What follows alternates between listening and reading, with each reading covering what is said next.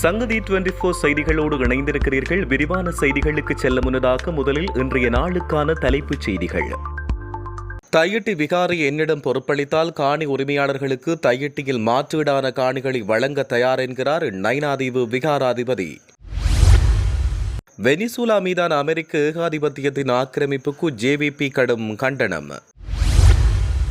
மின் கட்டண உயர்வு, ஊழியர்களுக்கு 50 லட்சம் ரூபாய் கொடுப்பனவு.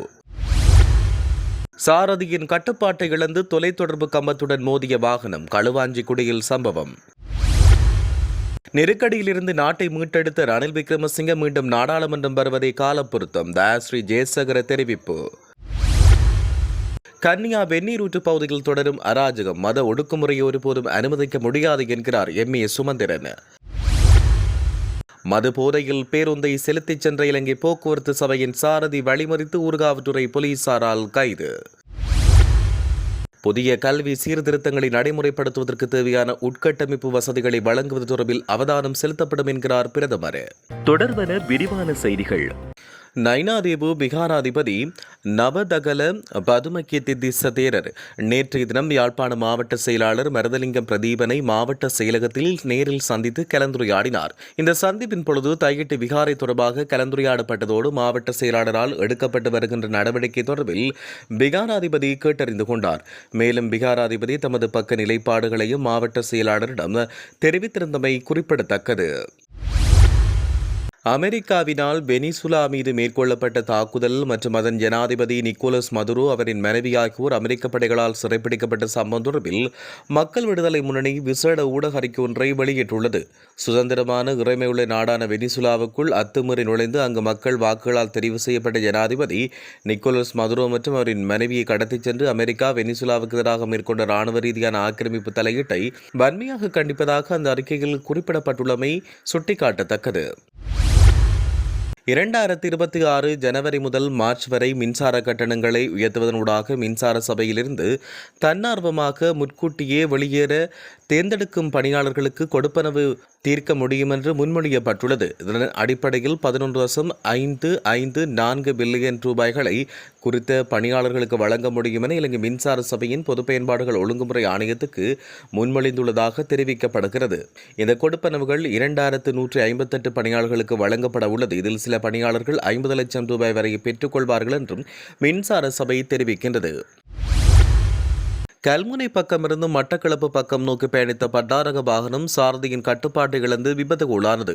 மட்டக்களப்பு கல்முனை பிரதான வீதியின் களுவாஞ்சிக்குடி அற்புத பிள்ளையார் ஆலயத்துக்கு முன்பாக அமைந்திருந்த தொலைத்தொடர்பு கம்பத்தில் மோதிய பின்னர் ஆலயத்தின் மதிலில் மோதி விபத்து இடம்பெற்றது.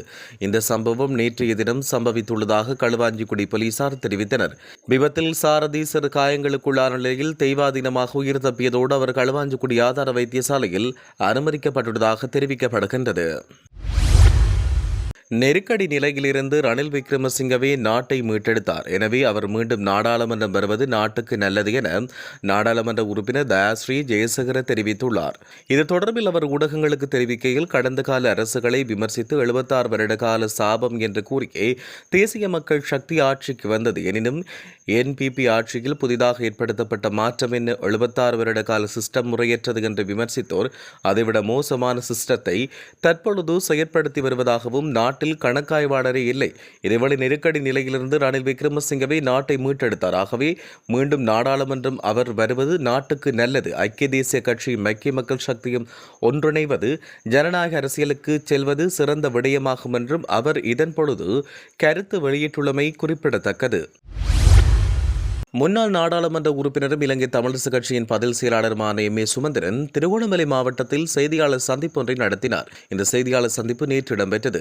திருகோணமலை பட்டணமும் சூழலும் பிரதேச செயலாளர் எல்லைக்குட்பட்ட கன்னியா வெந்நீரூற்றை அண்மித்த தொல்பொருள் பகுதி அடையாளப்படுத்தப்பட்ட காணியில் தொல்பொருளுக்காய் ஒதுக்கப்பட்ட பகுதியில் புதிதாய் ஒரு கட்டுமானம் ஒன்றை முன்னெடுப்பதற்கான முயற்சி எடுக்கப்படுவதாக இதன்போது அவர் தெரிவித்தார். குறித்த பகுதியில் நீதிமன்ற தீர்ப்பின் போது எடுக்கப்பட்ட இணக்கப்பாட்டுக்கு மாறான செயற்பாடொன்று குறித்த பகுதியில் முன்னெடுக்கப்பட்டு வருவதாகவும் அவர் இதன் பொழுது சுட்டிக்காட்டியுள்ளார். ஊர்காவற்றுறை யாழ்ப்பாணம் அரச பொது போக்குவரத்து சேவையில் ஈடுபடும் வழித்தடம் 777 இலங்கை போக்குவரத்து சபையின் சாரதி ஒருவர் மதுபோதையில் பேருந்தை செலுத்திச் சென்ற நிலையில் நேற்று ஊர்காவற்றுறை போலீசாரால் கைது செய்யப்பட்டார். குறித்த சம்பவம் நேற்று மாலை 4:30 மணிக்கு யாழ் ஊர்காவற்றுறை வீதியின் அலைப்பட்டி பகுதியில் இடம்பெற்றுள்ளது. இலங்கை போக்குவரத்து சபைக்கு சொந்தமான ஊர்காவற்றுறை யாழ்ப்பாணம் இடையிலான சேவையை முன்னெடுத்து வழித்தடம் 777 இலக்க பேருந்தை செலுத்திச் சென்ற சாரதியே குறித்த சம்பவத்தின் போது கைது செய்யப்பட்டுள்ளதாக தெரிய வருகின்றது. திங்கட்கிழமை முதல் ஆரம்பிக்கப்படும் புதிய கல்வியாண்டில் தரம் 1 மாணவர்களுக்கான புதிய பாடத்திட்டத்தை ஜனவரி 29ஆம் தேதியும் தரம் 6 மாணவர்களுக்கான புதிய பாடத்திட்டத்தை ஜனவரி 21ஆம் தேதியும் ஆரம்பிக்க எதிர்பார்ப்பதாக பிரதமர் ஹரணி அமரசூரிய தெரிவித்தார். அரசாங்க தகவல் திணைக்களத்தில் இன்று இடம்பெற்ற கல்வி சீர்திருத்தம் குறித்து விசேட ஊடகவியலாளர் சந்திப்பில் கலந்து கொண்டுரையாற்றும் போது அவர் இவ்வாறு தெரிவித்தார். புதிய கல்வி சீர்திருத்தத்தை அறிமுகப்படுத்துவது மாத்திரமன்றி அதற்கு இணையாக இந்த புதிய முறைக்கு மாணவர்களை பழக்கப்படுத்துவதற்கான திட்டங்கள் ஏற்பாடு செய்யப்பட்டன. அதேபோல் பெற்றோர்களுக்கும் இதுகுறித்து அறிமுகத்தை வழங்குவதற்கான புதிய வேலை திட்டங்கள் முன்னெடுக்கப்பட்டுள்ளன. பாடத்தெரிவுகளுக்கு மாணவர்களை பழக்கப்படுத்துவது உள்ளிட்ட அனைத்து விடயங்கள் குறித்தும் அவதானம் செலுத்தப்பட்டுள்ளதாக பிரதமர் ஹரணி அமரசூரிய மேலும் தெரிவித்தார். சம்மாந்துறை நீதிமன்ற நீதிவானாக கடமையாற்றி வந்த JPA ரஞ்சித்குமார் நீதிச்சேவை ஆணைக்குழுவினால் உடனடியாக அமலுக்கு வரும் வகையில் இடமாற்றம் செய்யப்பட்டுள்ளார். இதேவேளை சம்மாந்துறை நீதிமன்றத்தின் புதிய நீதிவானாக நூர்தீன் முகமது ஜர்ஜி நியமிக்கப்பட்டுள்ளார். அவர் தன்னுடைய கடமைகளை இன்று பொறுப்பேற்க உள்ளார். இடமாற்றம் செய்யப்பட்ட நீதவான் கடந்த காலங்களில் களுவாஞ்சிக்குடி நீதிமன்ற நீதவானாக கடமையாற்றிய காலத்தில் நீதவான் நீதிமன்ற களஞ்சிய சாலை பொருட்கள் மோசடி செய்யப்பட்ட சம்பவம் ஒன்று பதிவாகியிருந்தது. இந்நிலையில் நீதிமன்ற களஞ்சிய சாலையிலிருந்து சான்று பொருட்களை மோசடி செய்த குற்றச்சாட்டின் அடிப்படையில் அங்கு கடமையாற்றிய பதிவாளர் கைதான நிலையில் ஏற்கனவே விளக்கமறியலில் வைக்கப்பட்டிருந்தார்.